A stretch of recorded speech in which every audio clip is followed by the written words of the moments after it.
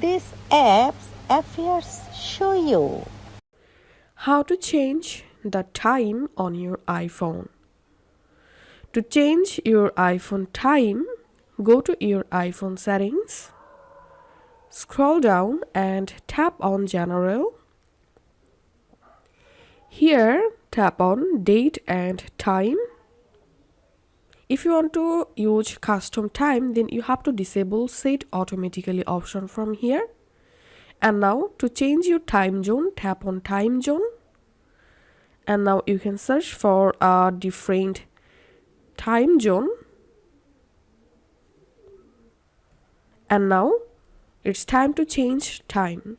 So tap on Time and again tap on Time. And now you can select a different time from here. Once done,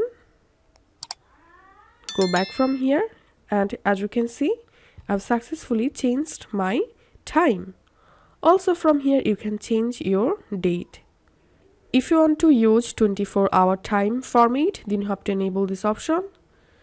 This is how we can change time on iPhone. If this video helped you out, please leave a like and leave a comment down below. Thank you for watching.